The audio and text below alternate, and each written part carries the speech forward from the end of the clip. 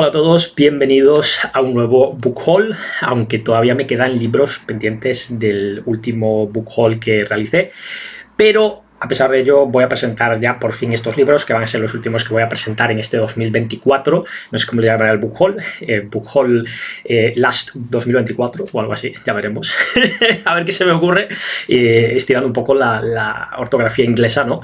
Y bueno, pues eso, básicamente quiero ir mostrando estos libros porque al final llega la época de fiestas, llega Navidad, llega Reyes y al final pues van cayendo libros que normalmente son los típicos libros que no te compras en otra época del año y que al final dices, bueno, pues estamos en Navidad y vas y te lo compras, ¿no? Con lo cual, pues bueno, eso los dejo para más adelante. A pesar de todo, como digo, para los que en el último book haul visteis algún libro que os parecía interesante, no os preocupéis porque siguen ahí en la lista y evidentemente pues tendrán cierta prioridad también sobre estos porque me hace ilusión ir retirando los libros más antiguos o leyendo los libros más antiguos que he ido pillando. Bueno, vayamos por partes, vais a encontrar muchísimos libros de segunda mano, me encanta. Segunda mano, aplicaciones de compraventa, librerías de compraventa, librerías de segunda mano, bueno, de todo, un poquito de todo, ya sabéis, y bibliotecas, por supuesto. Hay que aprovechar que está muy guay mostrar el libro, pero si además no te cuesta nada, pues mejor que mejor. En mi caso prefiero tenerlo físicamente porque me ofrece otras oportunidades que no me ofrece un libro que sea de la biblioteca, por ejemplo. No me gusta, obviamente, marcarlos y demás, pero bueno, yo os animo a que tiréis por ahí, dentro también de esa vorágine de libros, de ventas y demás, y de novedades que sacan las editoriales, que está muy bien, no es una queja hacia ellas, ya sabrán lo que hacen cada una de ellas, pero, pues lo dicho, yo os animo a que os metáis en libros de segunda mano, donde vais a encontrar, pues, todo lo que pueda considerarse clásico de hace 5 años, pues para atrás hasta el principio de los tiempos. Vamos allá, que llevo 2 minutos dándos la chapa. Vamos con el primero de los libros, que es de Terry Pratchett, Carple Huglum, ¿vale? Uno de los libros que me faltaban dentro de los libros de Terry Pratchett. Varios de ellos he ido pillando por ahí porque cuadra, básicamente, porque Terry Pratchett es uno de estos grandes autores, para mí, del top de fantasía de los últimos años y que, lógicamente, pues no se entiende mucho por su humor, pero vamos a decir humor inteligente. Yo quiero decirlo de humor inteligente, no por bien o por mal, ni por creerme yo más listo, ni mucho menos, sino para que la persona que está al otro lado, cuando ve a lo mejor, empieza a leer el libro y ve un chiste más o menos bueno, que entienda que, pues a lo mejor es un chiste pequeño, pero que a lo largo del libro va a haber, creo que muchísimo humor con mala leche, ¿vale? Un humor cínico, de los que a mí me gustan, y un humor que hace también reflejar nuestro mundo, en este mundo fantástico, mundo disco, y que hace que te pares a pensar un poquito las cosas, ¿vale? Por eso digo, si alguien lee algún chiste malo de Terry Pratchett, que sepa que no es la idea en sí misma. En este caso, va a hacer una crítica al cine, ¿vale? Ya sabéis, el cine, la industria del cine, todo lo que hay por ahí metido, esas películas cutres que sacan a veces, que no sabes muy bien quién narices ha publicado eso, o quién narices ha sacado esa película, quién ha puesto pasta para ir, porque obviamente no la va a recuperar. Bueno, vamos a ver un poquito de todo, y vamos a ver a uno de estos grandes personajes que a mí me encantan y que no son muy conocidos, ¿no? Que es Y me voy a la ruina, que es el personaje que se llama Y me voy a la ruina, porque siempre dice aquello de te lo dejo por tanta pasta y me voy a la ruina, ¿no? Bueno, pues típico comercial, o más bien reflejo satírico de los comerciales a día de hoy, que se va a meter en el mundo del cine y vamos a ver qué sale de aquí, ¿no? Pero bueno, un libro de Terry Pratchett, desde luego, para mí es una garantía de, como digo, humor inteligente, de un reflejo de nuestra sociedad y la muestra de que en un libro de fantasía puedes estar, como digo, mostrando todos los problemas que tiene nuestra sociedad, a pesar de, como digo, pues estar reflejados en un mundo de fantasía.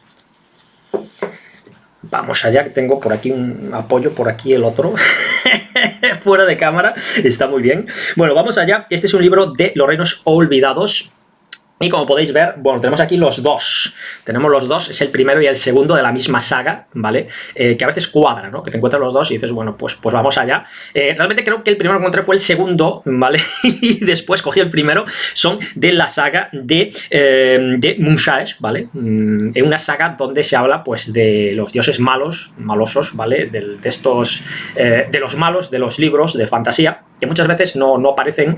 Tenemos cierta tendencia a que en la actualidad se humanice a los malos, se intente mostrar sus ideas, que se muestre que no son tan malos realmente, o que sus ideas tienen cierta lógica. Es algo que me parece muy bien, pero que no se solía hacer con los libros de fantasía, y en este caso, pues aquí lo tenemos en Los Reinos Olvidados, la trilogía de Moonshaes. Aquí está el primer tomo y el segundo tomo, ¿vale? El Dios de la Muerte y El Pozo de las Tinieblas, y bueno, pues lo dicho, habrá que ir tanteando a ver dónde está el tercero, porque obviamente pues tengo ciertas ganas, ¿no? Típico de mí ver un libro de Reinos Olvidados y decir, bueno, pues vamos a cogerlo para ver qué se puede hacer en la colección, y típico de mí también que después me encuentre pues a lo mejor en otra tienda totalmente distinta de segunda mano el segundo tomo y decir, bueno, pues vamos completando. El tercero, por supuesto, caerá en 2025, eso lo tengo súper claro, y nada, pues eso, típicos libros que muestro en Book Haul y luego os lo mostraré cuando encuentre el tercero de la trilogía, y bueno, pues para leerlo espero tener los tres. Esto es una pequeña costumbre que tengo yo y me parece bastante lógico. Como digo, nos va a mostrar qué es lo que pasa con estos dioses de la muerte y demás, esas ideas turbias que tienen, que a veces tienen más o menos lógica dentro del mundo fantástico, y bueno, pues vamos a ver esas motivaciones y esas cosas que normalmente no aparecen en los libros de fantasía. Por eso me llama mucho la atención esta serie. Otra mega serie, ¿vale? Tenemos por aquí nada menos que a Cliff Cussler con Cyclops, o Cyclops, o como queráis llamarlo, como queráis pronunciarlo. No me preocupa, ¿vale? Cliff Cussler es uno de estos grandes autores norteamericanos, de los cuales se conoce muy poquito en España. No sé muy bien por qué. De hecho, tiene adaptación de la película Sáhara con Penélope Cruz, que la última vez que hablaré de ello, pues no recordaba el nombre de Penélope, ¿vale? ¿Qué le vamos a hacer? Cosas que pasan. Y básicamente es un autor que ha escrito a lo largo de muchísimos años libros de, vamos a decir, libros de intriga, pero sin espías disparando por todos lados, ¿vale? En este caso, normalmente los protagonistas son gente, no de ciencia en sí misma, sino busca más bien tirando a ingenieros, a gente práctica, a gente que sobre el terreno suele funcionar muy bien, pero donde el margen de violencia no está disparado. Es decir, hay cierta violencia y tal, porque obviamente va a haber espionaje, va a haber intereses, va a haber armas y demás, pero lo normal es que los personajes protagonistas no utilicen armas, utilicen el ingenio, ¿vale? Eso está muy bien, es muy divertido, pero lógicamente esto lo haces en un libro y queda bien. Cuando lo haces en un montonazo de libros de la misma saga, creo que es una auténtica pasada. La primera saga que montó es la de Dirk Pitt, que fue por la que yo lo conocí. El primer libro que leí de él fue Rescate en el Titanic, donde un grupo de operaciones especiales pues se dedicaba a rescatar el Titanic porque dentro, en una de sus bodegas, tenía un mineral necesario para el desarrollo de una tecnología que se había perdido con el Titanic, lógicamente, y nada, pues ahí se iban a rescatar el Titanic. Fue el libro escrito, lógicamente, antes de que se bajara en submarinos autónomos hacia el Titanic y se viera que está partido, ¿vale? Entonces, bueno, pues dentro de la fantasía y demás del reflote del barco, pues creo que queda bastante bien. Suele ser bastante científico, como digo, en este caso pues se toma esa pequeña licencia, que no sabía entonces que era una licencia, que era considerar que el casco del barco estaba intacto más allá del choque con el iceberg y de los daños del hundimiento, que son conocidos por todos los que tienen interés, ¿no?, en el tema del Titanic, que es bastante apasionante, y a partir de ahí pues nada, reflotar el barco y a tirar millas, ¿no?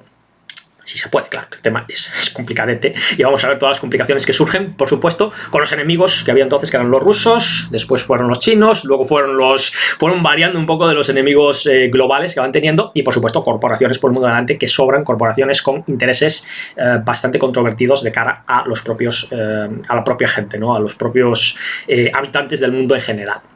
Suelen ser conspiraciones muy importantes. Normalmente siempre está involucrada la Agencia Nacional Submarina y Marina, AMS, en algunos libros, en otros se dice NUMA, por sus siglas en inglés.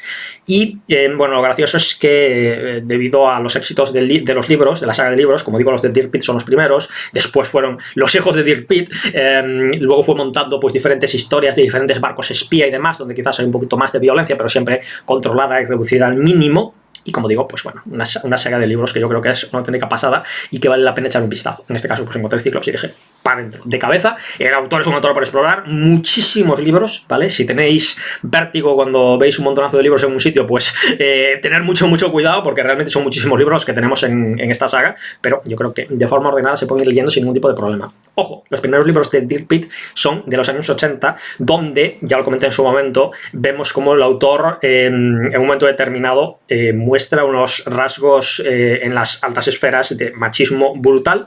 Lo digo porque en algún libro es muy bestia, estamos hablando de los 2-3 primeros libros, y luego pues evidentemente va variando, yo creo que con bastante adelanto sobre el resto del mundo, pero ya os digo que para mí me pareció incluso desagradable cuando lo llegué a leer, decir, bueno, esto me parece un poco controvertido, y visto con los ojos que tenemos a día de hoy, pues choca muchísimo, así que quizás si eso os parece mal, pasaros los 3-4 primeros libros directamente y vais a ver cómo las mujeres van tomando un protagonismo dentro de sus libros, al principio un protagonismo secundario, pero poco a poco van tomando más cotas de protagonismo hasta que llega un punto en el que vamos a tener mujeres protagonistas sin ningún tipo de problema, como es más o menos normal, como pasa en la vida de manera habitual, vaya. Vamos allá, porque aquí tenemos, bueno, en este caso también a una escritora, Agatha Christie, Intriga en Bagdad. Me estoy dando cuenta de que tengo que empezar a ordenar los libros de Agatha Christie porque básicamente la descubrí este mismo año. No sé si fue este año, a principios de año o a finales de 2023. Me parece una autora brutal. Además, he leído sobre diferentes de sus diferentes personajes que ha creado Agatha Christie. Bueno, pues es, como digo, una autora que me ha llamado mucho la atención, pero he ido comprando sus libros poco a poco, por aquí, por allá, picando por aquí, por allá, como suelo hacer yo por las tiendas de segunda mano, y me he dado cuenta que tengo que empezar a ordenarlos, porque si no, voy a empezar a repetir la compra de sus libros y eso no me mola, ¿no? Aparte, parece que todos van teniendo una diferente temática, sobre todo los del bueno de Hércules Poirot, donde pues parece que en un momento dado pues, va en viaje por el este, a través de los ferrocarriles, cosa muy, muy inglesa, y pues va teniendo diferentes casos en el este. En este caso, Intriga en Bagdad parece que tiene cierta correlación, entre comillas lo de la correlación, porque al final es una correlación espacial, ¿no? Pero en cualquier caso, pues me parece que es bueno ir ordenando las colecciones y demás. A ver cómo lo hago y sobre todo, pues intentaré mostrarlo por aquí también, para que si le es útil a alguien más, pues macanudo. La verdad es que es un tema bastante curioso. En este caso, bueno, vamos a ver qué tal. Normalmente los asesinatos de Agatha Christie suelen ser bastante imaginativos. Suele haber una primera escena en la cual vemos el asesinato en sí mismo o vemos el resultado del asesinato y donde se nos narra una línea de acción que parece lógica pero que rechina. Entonces normalmente apuntamos hacia un asesino, pero en el momento que empiezas a investigar te das cuenta de que no es tal. Te das cuenta que es imposible que haya cometido el asesinato y entonces empieza pues la investigación de a ver quién narices ha podido cometerlo. Normalmente hay discrepancias entre los testigos y a partir de esas discrepancias es de donde se saca el caso. Pero esas discrepancias no se hacen notar al lector. Y eso es algo que me encanta, ¿vale? Me encantó el libro en el que Poirot está preguntando de una manera milimétrica a los diferentes personajes. Le pregunta, ¿esto es así? ¿Cuánto tiempo ha pasado? ¿5 minutos? ¿Cuánta distancia hay? ¿Tanta distancia? Y entonces le va preguntando las cosas de una manera súper puntillosa a los testigos y dentro de esas respuestas está la resolución del misterio. Pero no te lo dice. Te lo dice luego más tarde cuando te lo resuelve porque ya se ha dado cuenta de quién es el malo maloso, quién está mintiendo y por qué. Y eso es lo que a mí me encanta, que no te da esas pistas y por tanto te hace a ti partícipe de la resolución del misterio. ¿Eres suficientemente listo para resolverlo? Se siente. Pues lo dicho, eso es lo bonito que me encanta de los libros de Agatha Christie y la verdad es que es una cosa que para mí me chifla ese tipo de detalles y creo que es uno de detalles maravillosos para cualquier lector de misterio. Veremos aquí en Intriga en Bagdad, pero bueno, ya os digo que siguiendo estas líneas es segurísimo que me va a gustar el libro. Bueno, y aquí un libro que compré directamente, esto no es de tienda de segunda mano, es de aplicación, porque lógicamente pues es el próximo libro que quizás debería leer en diciembre, pero como no se puede seguir todas las sagas, pues es imposible. Y es La Segunda Generación. Todavía tengo que leer las crónicas, terminar las crónicas, recordar que son una primera trilogía, una segunda trilogía y después tenemos un libro enganche que es La Segunda Generación de Margaret Weis y Tracy Hickman. Ya sabéis que me encanta la Dragonlance, creo que no se le da suficiente valor en sí misma a las historias de la Dragonlance, son unas historias que se escapan de lo habitual muchísimo, además pasan a ser unas historias muy diferentes a lo que había entonces, a las historias de Tolkien, que están muy bien también, yo soy fan de Tolkien, pero en estas historias vemos un mundo mucho más oscuro y mucho más diferente. Mucho más diferente suena un poco feo, ¿verdad? En cualquier caso, pues lo dicho, un mundo diferente a lo que estamos acostumbrados, un mundo más oscuro, un mundo en el que los personajes a veces ni siquiera tienen un curso de acción para cambiar las cosas, sino que tienen un curso de acción para sobrevivir y esas acciones cambian el mundo, pero eso es otro tema. Como digo, cada uno de ellos intenta sobrevivir dentro de lo posible y para mí eso es algo que me gusta muchísimo. Ya conocéis a Raistlin el mago, ya conocéis a Caramon, su hermano gemelo guerrero o medio guerrero, medio bárbaro, ya conocéis, bueno, al bueno de Tash, al Kender, míticos Kenders en el mundo de la Dragonlance, que ya sabéis que en sus bolsillos se llenan de un montón de cosas que son ajenas, pero que probablemente se le han caído, y él lo que hace es intentar recuperarlas para que no queden perdidas, ¿no? Y por supuesto su afición a la cartografía, que me encanta, a mí también me gusta bastante el tema de los mapas y demás, con lo cual pues creo que son personajes maravillosos, y cada uno tendrá el suyo, como digo siempre, pero en cualquier caso hay para escoger. Personajes muy típicos, personajes muy marcados, con una tendencia que puede ser más o menos lógica, o nos puede parecer más o menos lógica, pero en cualquier caso una tendencia sensata, y que funciona muy bien dentro de un mundo oscuro y un mundo en el cual pues nada es lo que parece, ¿no? Y los buenos no son tan buenos y los malos no son tan malos. Y hay un enorme grupo gris de neutralidad donde se mueven o se suelen mover los personajes. Bueno, como digo, segunda generación, sería el séptimo libro, entre comillas, como veis, de Margaret Weis y Tracy Hickman. Voy a intentar darle un poquito de prioridad a estos libros, aunque luego pues hay muchísimo más de la Dragonlance y vale la pena pues ir coleccionando. Y mira, si en 2028 pues consigo completar la colección de la Dragonlance, pues mira, maravilloso, me daré por satisfecho. Y vamos allá con un libro que a mí me encanta, que es Contact, de Carl Sagan.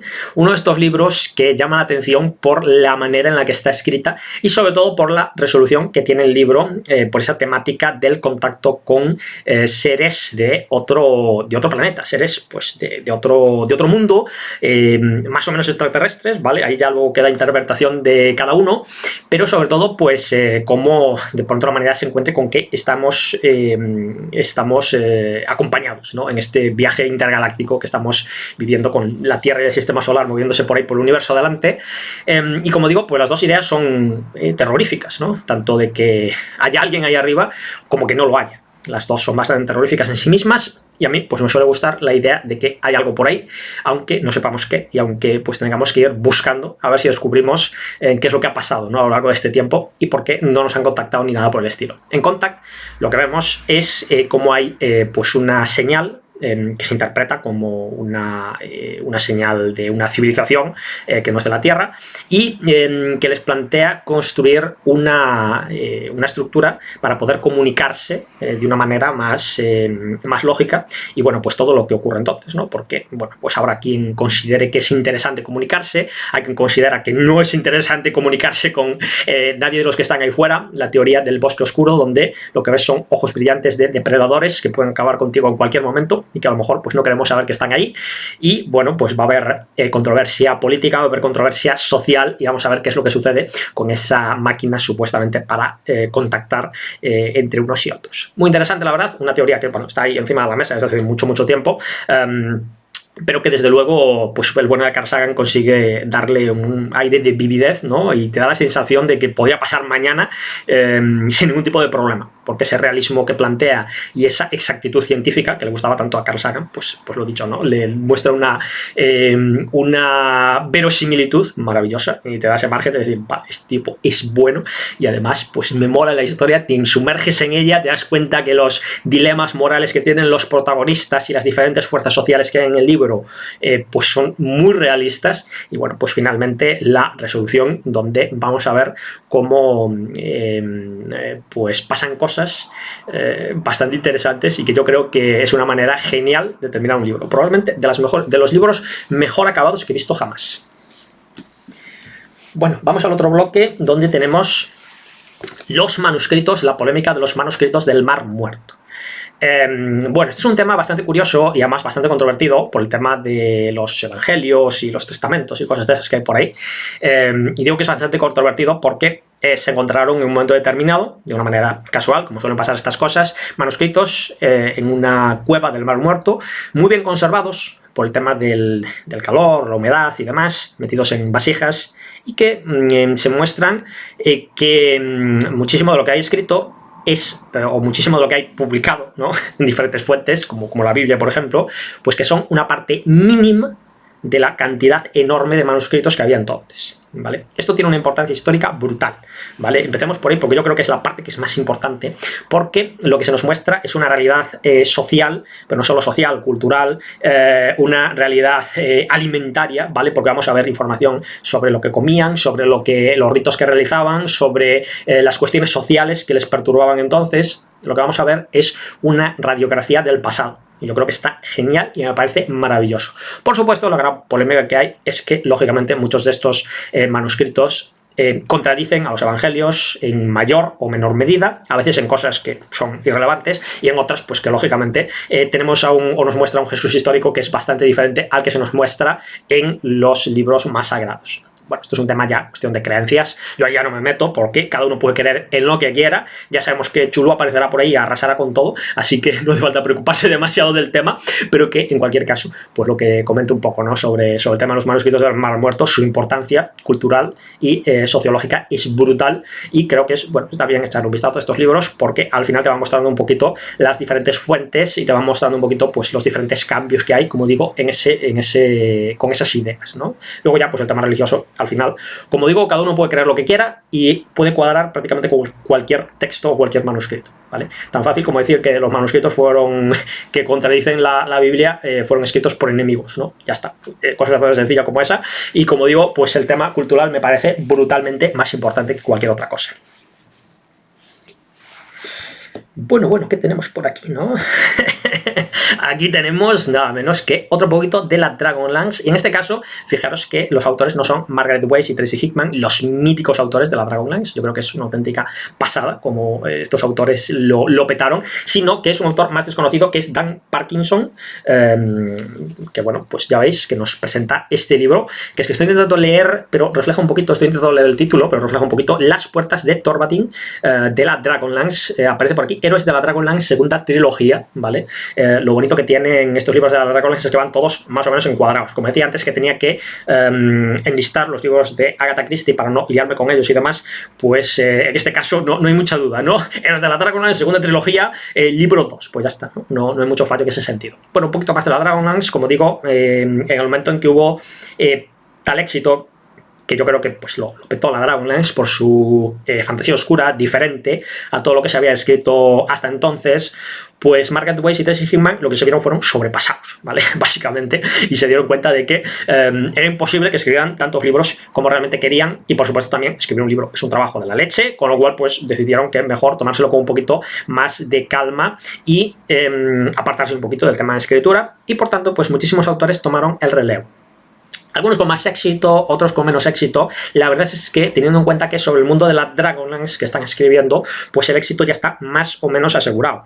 Pero sobre todo, lo que viene siendo la consistencia de un trasfondo, la consistencia de una historia que se está contando y que ellos, pues por muy buenos o malos que sean, van a seguir por una línea más o menos común. Que yo creo que eso está genial. Por eso siempre digo lo mismo, que por mucho que metas autores nuevos, hablando de la Dragonlance, pues vamos a tener unas grandísimas referencias comunes.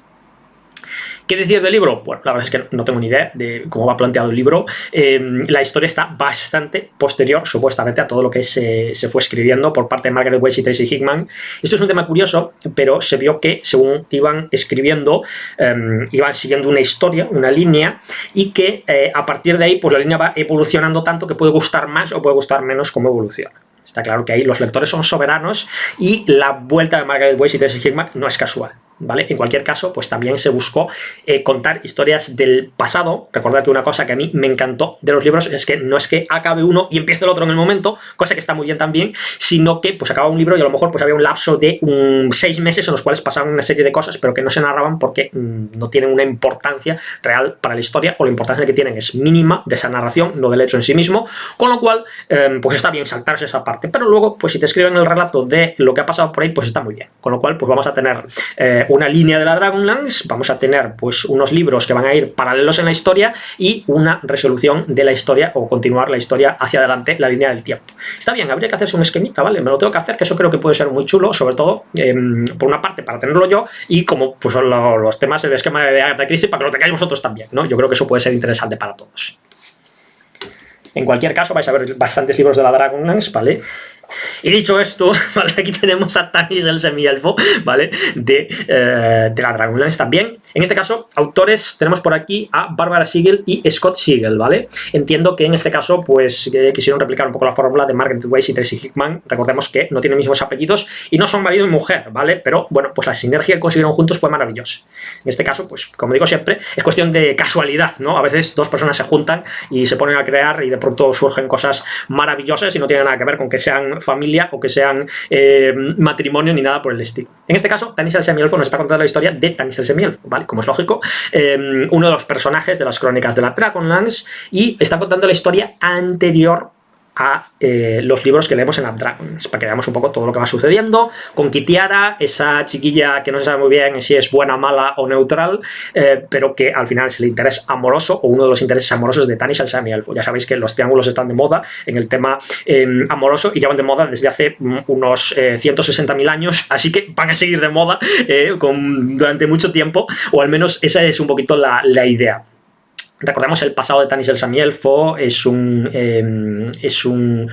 humano, mitad elfo, que es criado en la corte del rey de los elfos, y que, bueno, pues básicamente va a tener bastantes sinergias a lo largo del tiempo, tanto por su parte élfica, por su parte humana, por sus intereses amorosos y por todo lo que le rodea, ¿vale? Normalmente, alrededor de los semielfos suele haber mambo, ¿vale? En general, da igual cómo interpretéis esto, con lo cual, pues vamos a tener un personaje bastante colorido, bastante controvertido. A mí me da que le da demasiado al coco, ¿vale? En determinadas circunstancias se plantea demasiadas cuestiones que a lo mejor no tenía que plantearse, pero bueno, eso ya es cosa del propio personaje, y vamos a ver cómo dentro de su mente hay un lío, un torbellino que va a tener que ir resolviendo para, pues básicamente, el poder vivir, ¿no? En paz consigo mismo y con todos los demás. En cualquier caso, pero dicho, esto es lo que os comentaba, un libro de atrás, de Tanis el Semielfo.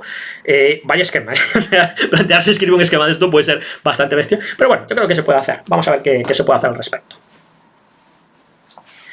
Y por aquí tenemos, os comentaba el otro día, libro de Arturo Pérez Reverte, Cabo Trafalgar. Me preguntaban el otro día en el canal de ajedrez qué me parecían los libros de Reverte, y yo comentaba siempre lo mismo, que es que cuando habla de algo histórico, pues normalmente lo suele hacer muy bien. Cuando ya se meten otros fregados, pues el tema suele derivar a cuestiones bastante turbias. En cualquier caso, Cabo Trafalgar, entiendo que nos habla de la batalla de Trafalgar, la batalla naval de Trafalgar, donde los ingleses, utilizando un esquema en forma de T, arrollaron con la armada franco-española, que formaba una línea de batalla. Normalmente una línea que parece bastante sensata, pero siempre están las dos opciones, ¿no? Pues o vas en línea recta o te formas en línea de batalla, depende cómo lo quieras plantear. Pero desde luego, si un barco te sobrepasa tu línea y te va petando a cañonazos, pues creo que eso lo vimos en una película, ¿verdad? En Master and Commander, y creo que todos se tiraban al suelo del barco porque los pepinazos que se comían eran bastante importantes, ¿vale? Bueno, así, eso ha sido un resumen a lo bestia de Trafalgar, ¿vale? Por supuesto, había muchos líos entre los mandos españoles y franceses, que si unos querían ser más españoles, otros querían ser más franceses. Los españoles entonces se conocían mucho porque iban muy al abordaje, ¿vale? Y solía funcionar bastante bien, ¿vale? Porque como estamos un poco tarados, pues entonces los abordajes españoles solían funcionar muy bien, ¿no? Solo hay que recordar al bueno del medio hombre, ¿no? Como empezó en el Mediterráneo saltando y acabó allá en las Américas dando por saco a toda la armada inglesa, ¿no? En cualquier caso, por lo dicho, los españoles eran un poquito más del abordaje, los franceses eran un poco más de montar una línea y disparar. Bueno, pues cada uno con su propia manera de entender las cosas. No hubo entendimiento en esa armada, eso creo que quedó muy claro, y los ingleses arrollaron con la armada franco-española. Recordemos que si nosotros miramos toda la línea de Francia, costera de Francia y de España, vemos que es una burralidad. Entonces, para los ingleses, acabar con todos los barcos que entonces podían suponer una amenaza, pues entiendo que sería la leche en patinete, ¿vale? Entonces, bueno, pues la verdad es que fue un hecho histórico muy bestia.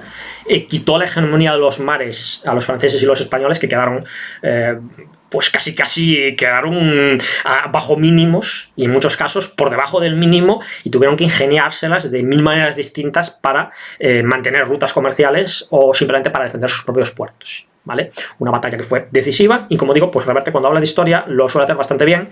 Tiene ese cinismo, ¿no? Y ese punto crítico, también un punto patrio que también viene bien, ¿no? Cuando hablas de historia, pero ya cuando se lanza otro tipo de menesteres la cosa patina bastante, ¿no? En este caso, como digo, Cabo Trafalgar, no sé muy bien cómo lo plantea, desde qué óptica, pero desde luego un tema muy complejo y que fue muy decisivo en las historias de la época. Seguimos con la Dragonlance, ¿vale? Está bien y saltando un poco de fantasía, historia y no sé qué, a mí eso me encanta, ¿verdad? Y aquí tenemos Monstruos del Mar Sangriento de la Dragonlance, ¿vale? El autor es Richard A. Carnac,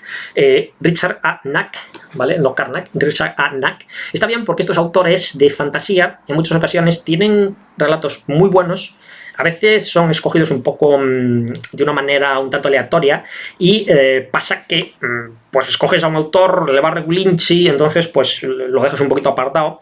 En ocasiones estos autores no vuelven a escribir absolutamente nada de relevancia, pero a veces vale la pena porque revisas a los autores y ves que han escrito otros libros de fantasía que son menos conocidos pero que también están muy bien, ¿vale? A lo mejor no son top de fantasía, o a lo mejor han tenido mala suerte, que en el mundo literario tener suerte también es importante para que te conozcan. Entonces, bueno, pues vale para revisar este tipo de cosas.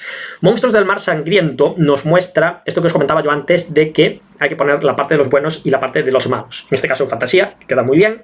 Y vamos a ver la óptica de los malos malosos. Monstruos del Mar Sangriento, podéis ver por aquí un minotauro, por lo visto tiene mucho que ver con los minotauros en sí mismos, y se nos va a ver como en el Mar Sangriento, pues no por maldad, sino por temas sensatos, lógicos, ya no culturales, sino sociológicos, pues los monstruos van a atacar, ¿vale? Y en muchos casos vemos a monstruos que son malos y atacan, y en otros casos vamos a ver a monstruos que en un momento determinado, pues por un hecho histórico fantástico, entiéndase, pues tienen que atacar, ¿vale? Esto me recuerda mucho al tema de los vikingos, ¿vale? O sea, los vikingos llevaban la cultura vikinga en los países nórdicos, llevaba años y años y años, y décadas y siglos. Pero solo cuando el clima se puso un poquito más bravo, cuando empezó a haber presión de otros reinos, empezaron a tener problemas a la hora de encontrar tierras de cultivo, pues los tipos cogieron los barcos y se fueron a saquear, ¿vale? Por las narices iban a coger los barcos a atravesar todo el Mar del Norte con todas las movidas que hay por ahí, si tuvieran unas granjas que funcionaran bien, unas ovejas que dieran buena lana y buena comida y demás, ¿vale? Es un poquito el tema, ¿no? Como un tema natural o un tema social, pues lleva a una guerra en general. En este caso pasa un poquito lo mismo, ¿vale? Monstruos del Mar Sangriento nos va a mostrar cómo los monstruos no son tan monstruos, sino que pues actúan en base a unas circunstancias propias que nosotros podemos conocer o no. Lo bueno es que nosotros en las historias de la Dragonlance lo que vemos es, concho, los minotauros están atacando, ¿no? Y está muy bien que el personaje al que le ataca un minotauro con un hacha de 2 manos gigantesca, porque no se plantee, ¿y por qué viene este tipo hasta aquí, no? Pero en este caso, pues podemos ver el otro lado de la moneda y vemos por qué ese bicho está ahí. Y ese bicho está ahí por propia necesidad y no porque le apetezca, ¿vale? Bueno, en cualquier caso, pues lo dicho, otro libro de la Dragonlance para poner en la lista. Lo dicho, tengo que montar un esquema, ¿vale? Porque si no, esto va a ser un caos total y absoluto y no me mola nada. Cuando llegas a un sitio, te compras un libro de segunda mano de la Dragonlance, que normalmente, aunque no vale mucho, puede darte 1 euro, 2 euros, 3 euros como mucho, y luego llegas a casa y resulta que ya lo tienes, ¿no? Esto es como las cartas Pokémon, hacerse con todas, pero sin pasarse. Así que bueno, pues a ver qué tal. Otro libro de estos que me parecen a mí muy interesantes, que luego pues ya dependerá de cada uno, depende de su criterio, ¿no? Pero que en cualquier caso, pues lo dicho, vamos a ver qué tal el libro, porque tiene una pinta maravillosa. Y hablando de libros de la Dragonlance, bueno, estos los puedes sacar seguidos, ¿no? Creo que sí. Leyendas de la Dragonlance 2... Ay, no, van 2 nada más. Leyendas de la Dragonlance, es verdad, el primero de ellos ya lo tenía, ya os lo había mostrado. El de la puerta de Istar, ¿puede ser? Lo tengo lo tengo en la habitación con el ordenador de editar. Bueno, no, perdón, con el ordenador de escribir, que es un ordenador sin red ni nada por el estilo, ¿vale? Y que sirve para escribir, porque de esta manera no tienes distracciones. Y tenemos por aquí las leyendas de la Dragonlance, ¿vale? Por un lado, la guerra de los enanos y por otro lado, el umbral del poder, ¿vale? Estos son las leyendas de la Dragonlance, si no me equivoco, lo dicho, tengo la primera parte por ahí. Bueno, 2 libros que encontré de casualidad, por lo visto además eran de la biblioteca de una persona. De hecho tengo su nombre por aquí, ¿vale? Cuando vendáis libros de segunda mano, taparos el nombre, ¿vale? No es por bien o por mal o quitar la página, pero luego dejáis los nombres por ahí, queda un poquito raro. No, que no es malo, ni mucho menos, pero bueno, en el mundo hay un poco de todo, así que mejor no dejéis vuestro nombre por ahí, ¿vale? Y como digo, pues bueno, 2 libros de las leyendas de la Dragonlance, que eso, pues una biblioteca que se vendió en un momento determinado, y pues yo llegué por allí, por la tienda de segunda mano, me encontré con 1 kilo de libros de la Dragonlance y dije, venga, para acá, trae para acá, ya me los llevo yo, no tengas apuro, así ya no hace falta ni ponerlos en las estanterías. 2 libros más de las leyendas de la Dragonlance, que como digo, es la segunda trilogía, si no me equivoco, después de las crónicas de la Dragonlance. Puedo estar patinando en esto, ¿vale? Porque como digo, al no tener montado un esquemita, pues es difícil acordarse de todo, pero en cualquier caso tenemos por un lado la guerra de los enanos y el umbral del poder. Bueno, un poquito de todo.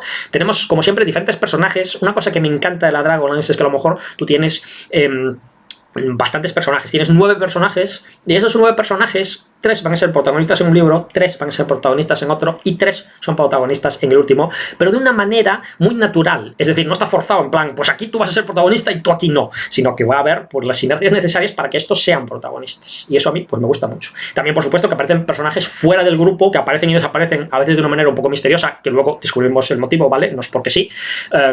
Pues eso, que van tomando diferentes ayudantes para resolver las misiones que surgen, que como digo, en muchos casos son misiones de supervivencia en vez de misiones de salvar al mundo, ¿vale? Aunque luego, pues con esa supervivencia acaban salvando el mundo.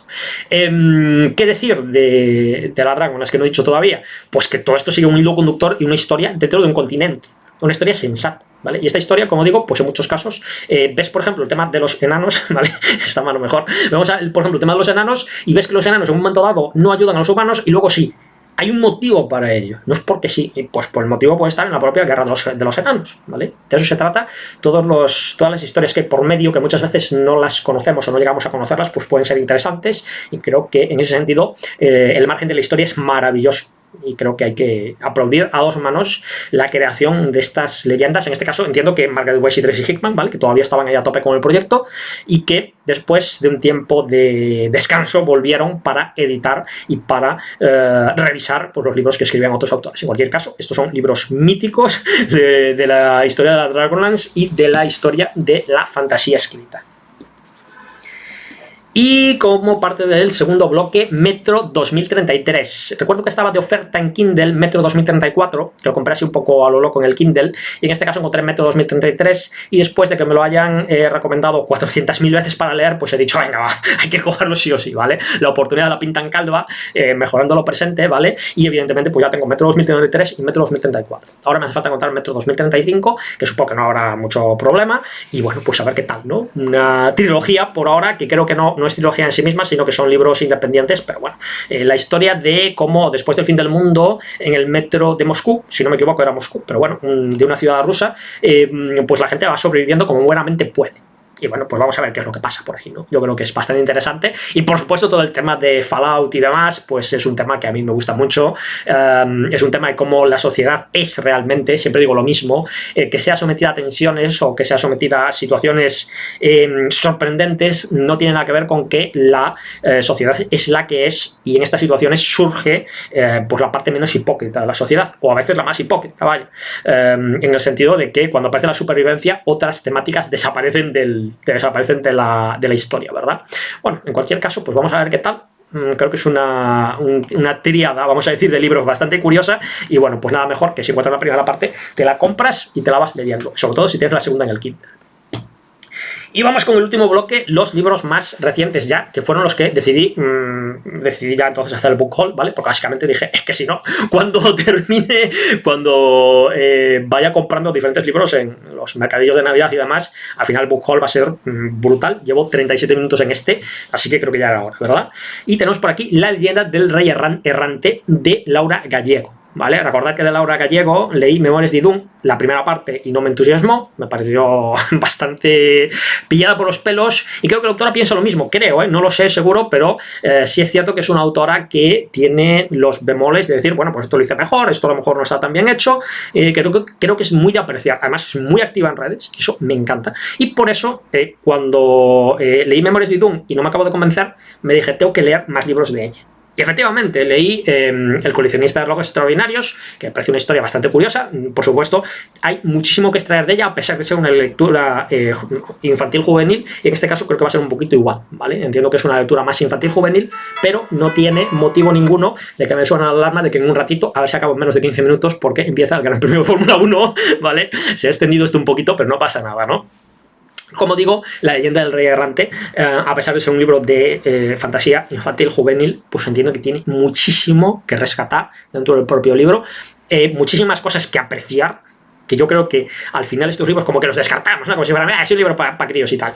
Y en muchas ocasiones tiene ideas, tiene estilos, tiene estructura brutal para cualquier lector de fantasía. Creo que esto también hay que apreciar, ¿vale? Teniendo en cuenta que es un libro infantil y juvenil, no esperemos encontrarnos aquí pues masacres y fallouts y cosas de estas, pero bueno, pues en contraposición con otros libros como Metro, pues vamos a ver un poquito de todo. Lo dicho, me parece que es muy de rescatar este tipo de libros y me parece que los lectores de fantasía deberíamos apreciarlos bastante más de lo que lo hacemos.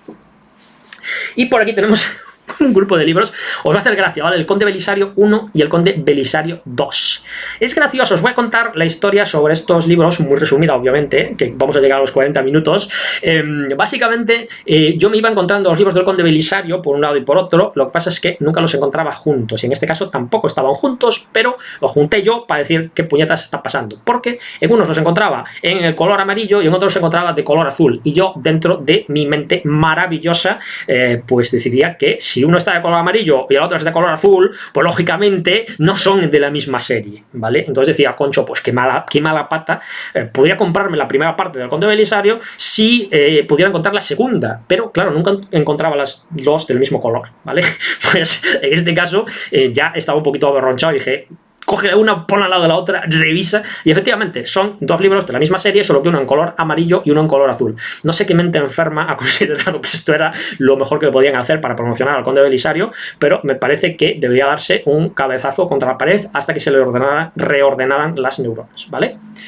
Dos libros sobre el Conde Belisario, ¿vale? Recordemos que Isaac Asimov, escritor mítico de la saga de los robots y la saga de las fundaciones, pues se había basado en la caída del Imperio Romano para escribir la fundación, y que Belisario es incluso un personaje sobre el cual basó uno de sus generales, un general del Imperio. No recuerdo cómo era el nombre, Belitzar o un nombre así similar, la verdad es que era bastante asociable, ¿no?, al Conde Belisario, y bueno, pues es una historia sorprendente, ¿vale? Porque el Conde Belisario básicamente, digamos que estaba por debajo del emperador, lógicamente el emperador romano de Oriente, se llame como se llame, y pues era un crack a la hora de conseguir victorias en el campo de batalla, pero políticamente pues debía ser un poco zote porque le daban por saco en la corte muchísimo. Y pasa una cosa bastante curiosa: cuando tienes a un general que va conquistando tierras por el mundo adelante, sospechas que ese general se quiera rebelar en un momento determinado, quedarse con las tierras que ha conquistado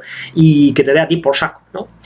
Pero pues en muchas ocasiones te encuentras a gente leal, como era el Conde Belisario, o parece que era, ¿vale? A lo mejor el día de mañana descubren por ahí manuscritos al respecto y se descubre que no era tan fiel, pero pues en principio era un conde leal que lo que quería era ayudar en todo lo posible a su emperador, entendía la idea de que juntos eran más fuertes y que llegó incluso a reinar sobre Roma durante un corto espacio de tiempo, venciendo a los bárbaros de la época. ¿Vale? Yo creo que es una auténtica pasada a nivel militar lo que consiguió el Conde Belisario, pero que también pues está bien echar un vistazo porque es una figura histórica muy curiosa, donde además pues vemos una serie de temas que no solemos encontrar, ¿vale? La lealtad no suele ser habitual entre la gente militar fuerte, y en este caso pues creo que es de muy apreciar, ¿vale? Y luego, pues lo dicho, mandar el mensaje, por favor, cuando hagáis una serie de un personaje, ponerla del mismo color o de un color similar, ¿vale? No pongáis uno verde, uno azul, uno amarillo, uno rojo y uno de color mora, porque podéis despistar a los posibles compradores. Y lógicamente, pues chicos, a ver, de verdad hay que tener un poquito de cabeza con esto, que ya decía yo que era muy raro que hubiera tantas series del Conde Belisario y que fueran tan diferentes unas de otras, ¿no? No tenía mucho sentido. Y por último vamos con un tochaco, nada menos que Crimen y Castigo de Fyodor Dostoyevsky, ¿vale? Bueno, ya he leído del autor, ya he reseñado algunos de sus libros por aquí y creo que son libros de lo más interesante. La verdad es que es uno de estos autores que llama la atención porque escriben de una manera muy diferente a la que nosotros entendemos cómo escribir, pero al mismo tiempo muy válida, muy interesante y muy curiosa. Por supuesto, tochaco, ¿vale? No me esperaba otra cosa, pero bueno, es de la época, ¿no? Creo que tenemos un poquito de todo en la época y que como era normal entonces, pues si podías escribir un tochaco mucho mejor, porque así podías definir mucho más lo que estabas haciendo. Y bueno, pues Crimen y Castigo, uno de estos libros míticos que hay que leer una vez en la vida, que vale la pena leer una vez en la vida, y por supuesto son, no sé cuántas páginas son, pero debe ser un tochaco importante. Bueno, son 530 páginas, ¿vale? Pero bueno, al igual que la trilogía marciana, pues cada uno de los libros de la trilogía marciana son de 500 y pico páginas, o sea que más o menos estamos en la misma longitud, y por supuesto una temática muy diferente. Pero bueno, ya sabéis que a mí me gusta leer un poco de todo y que creo que vale la pena pararse en alguno de estos clásicos porque yo creo que inspira un poco también, ¿no? Cuando ves un poco las ideas que tenían entonces, diferentes a las que podíamos tener aquí en Occidente, unas ideas un tanto diferentes, pero al mismo tiempo con unas partes comunes, ¿no? Como buscando el mismo fin, pero por diferentes medios. Me parece muy interesante. En este caso, bueno, Crimen y Castigo, ¿vale? Uno de los libros míticos. No voy a hablar de él porque, obviamente, creo que en reseña, pues, habrá bastantes más cosas que puedan resultar interesantes, pero desde luego, pues, un libro diferente a lo que estamos acostumbrados y de Dostoyevsky, que, bueno, pues es un sinónimo de éxito.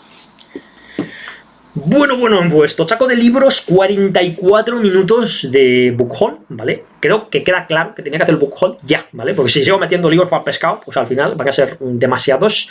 Por supuesto, voy a tener más tiempo para leer próximamente, lo cual está, creo que muy bien. Además de tener más tiempo para leer, pues espero ya ir mostrando cositas y poniendo plazos sobre el libro que voy escribiendo, el Intruso de Memoria. Ya sabéis, tenéis por ahí listas de creación literaria donde hablo un poquito de él. Y bueno, pues nada más. Tochaco de libros, todavía pendientes del book haul anterior, y es hora de darles caña, de leer e irlo sacando adelante. Nos vemos en los libros, chicos. Chao, chao.